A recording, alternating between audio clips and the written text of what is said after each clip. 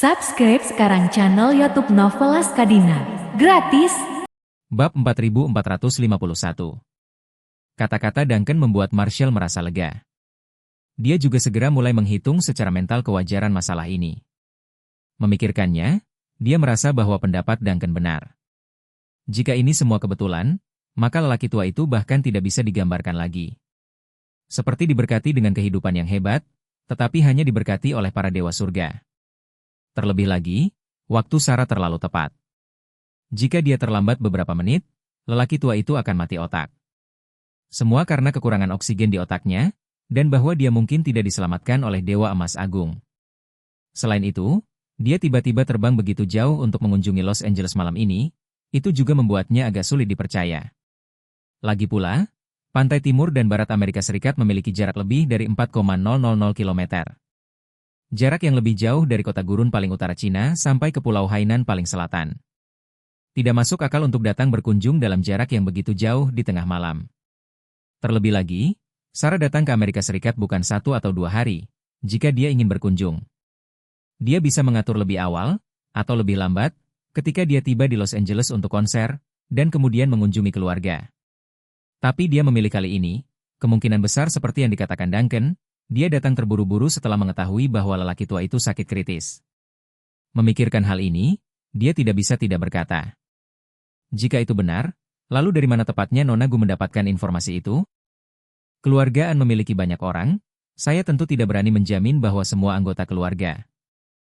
Seperti halnya bawahan keluargaan benar-benar dapat diandalkan. Tetapi arus informasi membutuhkan waktu, dan tidak bisa secepat ini. Duncan berkata, jika Anda benar-benar ingin tahu, maka Anda harus mulai dari saat dia mendarat di keluargaan. Dan sisir mundur seluruh garis geraknya, seperti dari bandara mana pesawatnya benar-benar lepas landas. Waktu keberangkatan, dan kemudian mendorong maju dari bandara, seperti bagaimana tepatnya dia sampai ke bandara. Jam berapa dia tiba? Dengan siapa? Kemudian lanjutkan ke belakang untuk melihat dengan tepat dari mana dia berangkat sebelum pergi ke bandara. Karena itu, dia segera mengetuk di depan komputer untuk sementara waktu dan berkata, semua informasi penerbangan sipil dan lintasan penerbangan tersedia untuk umum di internet. Dan hal yang sama berlaku untuk jet pribadi. Aku akan melihatnya sekarang. Saya terbang dari New York sore ini. Penerbangan ke Los Angeles. Saat berbicara, dia mengidentifikasi serangkaian informasi dari situs web. Kemudian dia mengoperasikan mouse sambil berbicara. Hanya ada 7 pesawat pribadi yang terbang dari New York ke Los Angeles sore ini. Dan yang terakhir mendarat di landasan di An State. Yah, hanya ada 2. Yang kamu terbangkan, aku tahu, dan yang ini dengan nomor registrasi B9733, seharusnya yang diambil Sarah. Saat berbicara, Duncan berseru, dia dan Anda berdua secara mengejutkan lepas landas dari JFK. Kalian berdua hanya memiliki perbedaan 20 menit dalam waktu lepas landas. Ketika Marshall mendengar ini, hatinya terkejut. Tanpa menunggu dia berbicara, Duncan berkata dengan semangat. Bagus. Bagus. Akhirnya, aku mendapat petunjuk. Saya akan meminta seseorang untuk memeriksa informasi dan pengawasan bandara. Untuk melihat dari mana wanita ini mendapatkan kekuatan sihir untuk menerima berita dalam waktu sesingkat itu. Marshall sedikit tercengang dan dengan cepat berkata. Duncan, bagaimana kalau masalah ini berakhir di sini, jangan selidiki lebih jauh. Duncan terkejut dan bertanya, mengapa? Ini adalah satu-satunya petunjuk yang bisa ditangkap. Dan sekarang saya merasa semakin banyak penilaian saya yang benar. Karena penyakit kritis lelaki tua itu datang terlalu tiba-tiba. Jadi Sarah ini tidak memiliki kesempatan untuk menangani petunjuk yang ditinggalkan dengan benar. Kalau tidak, jika kamu benar-benar memberinya cukup waktu. Sehingga orang yang bersembunyi di balik sedikit perencanaan, mekanisme, maka kita bahkan tidak dapat menemukan petunjuk ini.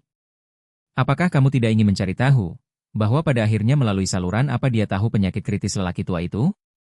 Bab 4452. Marshall berkata, Duncan, tidak peduli saluran apa yang Nona Gu pelajari tentang penyakit kritis lelaki tua itu. Saya pikir dia sama sekali tidak memiliki permusuhan terhadap keluargaan kami, tidak hanya tidak ada permusuhan. Dia juga dermawan besar keluargaan kami jika dia tidak menemukan ribuan kilometer ini untuk menyelamatkan nyawa lelaki tua itu, dia pasti sudah meninggal sekarang. Marshall berbicara di sini, dan dengan sedikit pukulan dia melanjutkan. Kebaikan yang begitu besar, kami belum memiliki kesempatan untuk kembali dengan benar. Tapi sekarang untuk menyelidikinya, ini tidak masuk akal. Jika dia tahu, dia akan berpikir bahwa orang-orang keluargaan tidak bertindak dengan murah hati. Duncan ragu-ragu sejenak dan berkata dengan serius, Marshall, masalah ini bukan hanya untuk penyelidikan Anda. Tapi juga untuk penyidikan kasus ini, seperti yang saya bilang tadi. Dia bisa keluar dari perangkap Randall tanpa cedera, dan bahkan menyebabkan dia mengangkat batu untuk menghancurkan kakinya sendiri. Itu membuktikan bahwa dia pasti memiliki orang yang sangat kuat duduk-duduk. Mungkin, semua ini bisa membantu kita mengidentifikasi orang itu. Hal pertama yang saya lakukan adalah mencari tahu apa yang terjadi pada Randall. Dan apa yang terjadi pada Tuan Fei ketika dia kembali, tetapi saya tidak dapat menemukan petunjuk apapun. Kemudian, Duncan buru-buru menambahkan, Marshall, jangan khawatir, penyelidikan saya tidak ada hubungannya dengan Anda. Ini sepenuhnya keputusan saya sebagai petugas polisi untuk menyelesaikan kasus ini, dan Anda tidak perlu memiliki emosi negatif. Marshall menghela nafas tak berdaya dan berkata, Duncan, kamu adalah seorang polisi. Bagaimana menyelidiki kasus ini adalah kebebasan Anda, saya tidak akan banyak ikut campur. Bagus. Duncan tidak bisa menyembunyikan kegembiraannya dan berkata, terima kasih atas pengertianmu Marshall, bicara denganmu nanti, aku harus menyelesaikan kasus ini. Marshall sibuk bertanya, Duncan, apakah masalah ini terkait dengan Nona Gu? Tolong bantu saya dan jangan melibatkan dia secara pribadi sebanyak mungkin. Duncan berkata tanpa berpikir, jangan khawatir, aku akan. Setelah menutup telepon, Duncan segera menemukan bawahannya yang paling dipercaya dan menginstruksikan. Pergi ke bandara JFK sekarang, mulai dari bandara. Selidiki semua informasi sebelum keberangkatan pesawat pribadi B9733. Termasuk penumpang bernama waktu boarding Saragu, waktu pemeriksaan keamanan dan waktu kedatangan di bandara. Dan kemudian ikuti garis ini sampai ke depan. Sampai atau sebelum dia meninggalkan hotel pagi ini. Selidiki semua gerakannya setelah dia bangun. Kembalikan semua data video yang bisa Anda dapatkan. Bawahan bertanya dengan heran, Kepala, Anda ingin menyelidiki bintang besar itu? Dia mendapatkan banyak perhatian sekarang, kami sedang menyelidiki dia tanpa alasan. Ini. Jika bagian atas bertanya ke bawah, bagaimana kita bisa menjelaskannya? Duncan berkata dengan suara dingin, saya menduga dia terkait dengan kasus penculikan Randall. Jadi aku harus menyelidikinya sampai surat itu, tapi sebelum menemukan petunjuk yang sebenarnya. Kamu harus memastikan bahwa masalah ini tetap dalam kegelapan, jika tidak, kita berdua akan berada dalam masalah. Bawahan Duncan sangat jelas tentang keseriusan masalah ini. Di Amerika Serikat, otoritas penegakan hukum ini sangat jelas dan di mana-mana negara dibatasi. Dengan tidak adanya izin dari atasan, secara acak mengikuti penyelidikan seorang tokoh masyarakat. Setelah diekspos, kemungkinan akan memancing banyak tekanan publik. Namun, dia sendiri adalah favorit Duncan, sangat patuh pada perintahnya. Jadi saat ini tidak berani menunda, segera berkata, Kepala, maka saya akan pergi untuk menyelidiki. Duncan menginstruksikan, ingat, jangan lewatkan petunjuk apapun. Mungkin penemuan yang tidak disengaja dapat memengaruhi pendeteksian seluruh kasus. Pihak lain mengangguk dan berkata, jangan khawatir, aku sudah bersamamu selama bertahun-tahun. Kamu masih tidak mengerti gaya tindakanku? Mengatakan bahwa dia melihat waktu dan berkata, ini sudah lewat jam 2 pagi, aku akan mencoba mengembalikan petunjuk yang kamu inginkan sebelum jam 9 pagi. Duncan mengangguk dan berkata, kerja keras. Bab 4453. Dengan kepergian suaminya, hati Duncan akhirnya memiliki sedikit kegembiraan yang tersembunyi. Sejak Randall diculik, dia sangat tertekan. Karena dia tidak bisa menemukan petunjuk, dan sekarang dia juga akhirnya melihat secercah harapan. Saat ini di New York, sudah malam, tapi kota masih belum tidur. Video Randall masih menyebar sangat cepat di internet. Warga New York yang tak terhitung jumlahnya dirangsang oleh video untuk tidur. Suasana hati masyarakat juga sangat kompleks, marah, gugup, takut, atau cemas. Orang-orang terus-menerus mengekspresikan pandangan mereka tentang masalah ini secara online. Sementara banyak orang juga mulai mencela keluarga Fei secara online. Meskipun semua orang tahu bahwa semua ini adalah tindakan pribadi Randall. Tapi publik yang sadar sangat jelas bahwa alasan mengapa Randall bisa berkomitmen. Begitu banyak kejahatan yang tak terhitung. Semua sebagian besar karena berkah dari lingkaran cahaya keluarga. Dan dukungan kekuatan finansial keluarga. Reputasi keluarga Faye tiba-tiba jatuh ke bawah dan menjadi objek cemoohan semua orang. Dan Dawson, sebagai kepala keluarga di mata publik, juga menjadi sasaran serangan gila oleh netizen saat ini. Stella tidak segera keluar mewakili keluarga Faye untuk mengambil sikap. Dan Dawson melihat ke internet begitu banyak orang memarahinya sampai mati. Suasana hati seluruh orang sangat rendah pada saat ini. Dia ingin memohon Stella untuk keluar dan membuat pernyataan. Dan juga secara resmi mengumumkan bahwa dia telah menggantikannya sebagai kepala keluarga baru.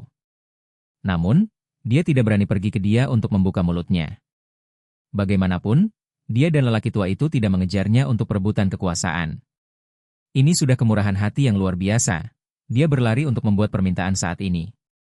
Ini hanya akan meminta beberapa masalah. Dan dia juga tahu betul bahwa Charlie Way telah menjelaskannya kepada Stella. Besok pagi dia secara resmi harus mengadakan konferensi. Ini berarti bahwa mulai sekarang sampai besok, sebelum dimulainya konferensi, dia harus memblokir pistol untuk seluruh keluarga Faye. Keesokan harinya dini hari. Sama seperti sekelompok netizen yang bersemangat di internet. Mengutuk Randall Faye dan Dawson Faye sampai mati sepanjang malam. Video lain tiba-tiba dirilis di internet. Dalam video tersebut, tubuh Randall dan Jesse tergeletak di depan sebuah insinerator. Dan orang yang merekam video mengidentifikasi mereka berdua. Kemudian mendorong kedua mayat itu ke dalam insinerator dan membakarnya hingga bersih dengan api. Dari identifikasi mayat hingga mayat didorong ke dalam tungku pembakaran. Dan kemudian tubuh akhirnya berubah menjadi tumpukan abu. Seluruh video tidak memiliki pengeditan, itu benar-benar satu string sampai akhir. Di akhir video, ada beberapa subtitle di bagian bawah. Menyajikan 7 kata besar, baik atau jahat, semua akan ada balasannya di akhir. Begitu video ini dirilis, langsung meledak seluruh jaringan. Orang-orang hanya tahu bahwa Randall diculik dan telinganya dipotong secara brutal oleh para penculik. Tapi mereka tidak tahu bagaimana kondisinya saat ini. Dan sekarang, 2 pelaku dari semuanya dieksekusi oleh para penculik. Yang langsung membuat semua orang bersemangat hingga ekstrim. Mereka tahu betul dalam hati mereka bahwa begitu kedua orang ini ditangkap dan diadili, maka 2 orang ini pasti hanya akan dijatuhi hukuman penjara seumur hidup. Jika itu masalahnya, masing-masing dari mereka akan sangat tidak puas. Dan sekarang para penculik misterius telah mengambil 2 sampah bumi ini. Apa yang bisa lebih memuaskan dari itu? Bab 4454. Jadi, pada saat ini, orang-orang biasa berhenti menyebut orang-orang misterius ini sebagai penculik. Dan alih-alih mulai menyebut mereka perampok yang sopan dan memuji perampok yang sopan ini. Menurut pendapat masyarakat umum, jika kelompok misterius perampok kesatria ini tidak menculik Randall dan mengungkap kejahatannya ini, daripada mendapatkan sanksi apapun, Randall akan terus menyiksa sejumlah korban tak berdosa yang tidak diketahui jumlahnya. Jadi, perampok yang sopan ini tidak hanya menghentikan kekejaman, tetapi bahkan mengirim para penjahat ke neraka, yang bisa dikatakan sangat berjasa. Bersamaan dengan video, ada juga kata-kata ini, baik atau jahat, semua akan ada balasannya di akhir. Banyak orang setelah membaca kata-kata itu sangat terkejut. Banyak dari mereka mulai menaruh kata-kata ini di bios dan status media sosial mereka. Bahkan banyak penggemar tato yang pagi-pagi sudah memanggil seniman tatonya. Dan tidak sabar untuk menato kata-kata ini di tubuh mereka. Pada saat ini, malam tanpa tidur, Duncan baru saja membuat secangkir kopi siap untuk menyegarkan pikirannya yang buntu. Ingin memecahkan kasus ini, dia tidak meninggalkan kantornya sepanjang malam. Dia menunggu dengan penuh harap untuk hasil penyelidikan bawahannya. Ketika tiba-tiba ada ketukan di pintu. Seorang bawahan bergegas panik dan berkata begitu saja. "Inspektur, sesuatu yang besar telah terjadi." Ketika Duncan, yang tidak tidur sepanjang malam, mendengar ini, dia segera merasa kepalanya kewalahan, dan dia buru-buru bertanya, "Apa yang terjadi kali ini?" Pihak lain berkata, "Randall Faye sudah mati. Dan Jesse Kiao itu, keduanya sudah mati." "Apa?" Ketika Duncan mendengar ini, dia bertanya dengan ngeri, "Kapan ini terjadi?" "Baru saja."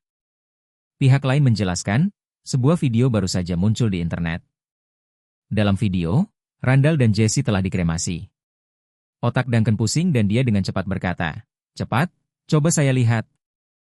Bawahannya buru-buru menyerahkan telepon.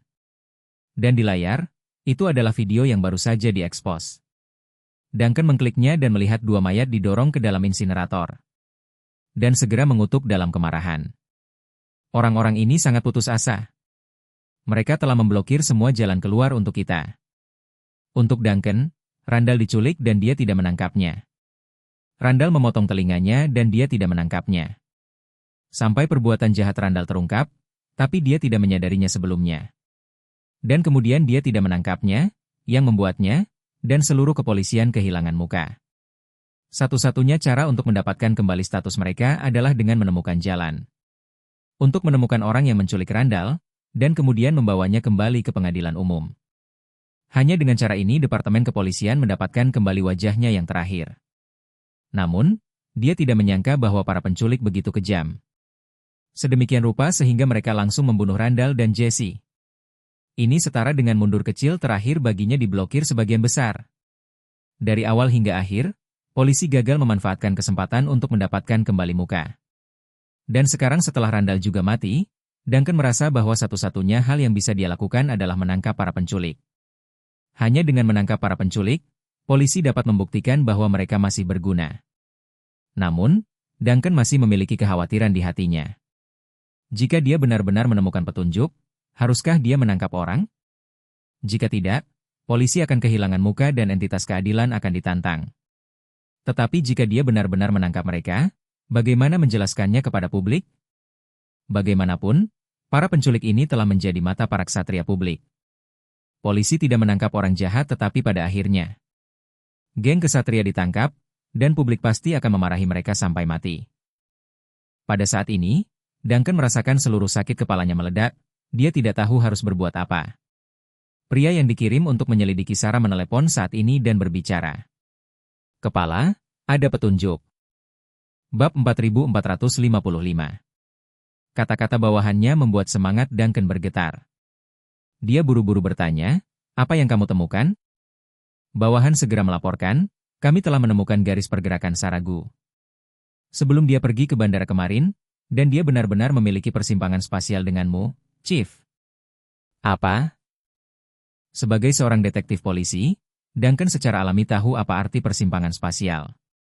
Yang berarti dia pernah berada di ruang fisik yang sama dengan Sarah. Yang membuatnya berseru, "Persimpangan spasial di tempat apa?" Bawahan itu berkata, dia pertama kali pergi ke rumah Faye kemarin siang. Kemudian dari rumah Faye, dia pergi ke restoran angsa panggang ala Kanton di Chinatown. Dan setelah dia tiba di restoran angsa panggang, kamu dan Tuan An juga tiba di sana. Persetan? Duncan mengeluarkan mulut busuk dan mengutuk, jadi begitulah. Ketika dia mendengar ini, dia sebenarnya sedikit kecewa di hatinya. Dengan menggali lebih dalam ke garis Sarah ini, dia awalnya ingin mengeluarkan orang misterius yang bersembunyi di belakangnya untuk melindunginya. Apalagi dia selalu merasa bahwa dia harus memiliki jaringan intelijen yang sangat kuat. Inilah mengapa dia bisa mendapatkan berita tentang penyakit kritis lelaki tua keluargaan dalam waktu yang singkat. Namun, mendengarkan suaminya dilaporkan, dia menyadari bahwa hal yang asli adalah kebetulan. Saat itu Sarah sendiri berada di restoran angsa panggang itu. Jadi Marshall mengobrol dengannya dan tidak mengejutkan didengar olehnya. Memikirkan hal ini, dia menghela nafas ringan dan bertanya, "Siapa yang bersamanya? Kapan dia pergi?" Bawahan itu berkata, "Saya melihat rekaman CCTV di sekitarnya, khususnya dengan siapa. Belum bisa ditentukan, tapi dia tiba lebih dulu sebelum kamu. TN kiri dulu, kamu mungkin keluar setelah menunggu 2 atau 3 menit. Sarah datang setelah 1 atau 2 menit setelah kamu keluar, saat dia keluar, dia langsung pergi ke bandara." Duncan sibuk berkata, "Kirimkan saya video untuk dilihat." Baik. Segera, telepon Duncan menerima video. Video ini berasal dari kamera pengintai yang berada di seberang restoran angsa panggang secara diagonal. Setelah dia membukanya, dia melihat proses mobil Sarah dan Charlie tiba di restoran angsa panggang. Namun, karena pintu depan restoran berada tepat di tengah-tengah penyelidikan pengawasan ini. Jadi dalam video tersebut, Mereka tidak bisa melihat situasi saat orang-orang turun dari mobil. Jika mereka bisa menemukan video pengawasan frontal, Duncan akan dapat melihat Sarah kemudian dari mobil setelah turun. Dan dengan erat menggendong seorang pria ke restoran angsa panggang. Dan pria itu adalah keluargaan yang berjuang untuk menemukan selama 20 tahun bernama Charlie Wade. Pada titik ini dalam video, tidak lama setelah mobil Sarah dan Charlie berhenti, Duncan melihat dirinya dan mobil Marshall juga memasuki jangkauan pemantauan. Dia tampak lurus mengisap giginya, lalu panggilan telepon ke sisi lain. Membuka mulutnya dan bertanya, "Anda tidak menemukan probe pemantauan lainnya?" Yang terbaik adalah sisi lain dapat difoto, orang-orang. Sisi lain menjawab, "Tidak, yang ada di garis video pengawasan restoran angsa panggang, hanya yang ini." Duncan mengutuk dan berkata, "Cuk, lama menyarankan kepada wali kota, biarkan dia mengalokasikan dana untuk mendirikan sistem Skynet. Dia hanya menggerutu enggan menyetujui, lihat di sisi lain. Bahkan tingkat cakupan pengawasan kota kecil telah lama melebihi 95%. Dan lihat New York, sampai tahun lalu, hanya stasiun kereta bawah tanah yang memasang monitor." Sisi lain tanpa daya berkata, "Kepala, bahkan di New York jika kami memasang Skynet. Tidak banyak gunanya, bahkan jika Anda dapat memasang 100,000 kamera dalam semalam. Keesokan harinya pasti anggota geng itu menghancurkan setengah dari mereka. Sisanya, diperkirakan para tunawisma akan merobohkannya untuk rokok dan burger."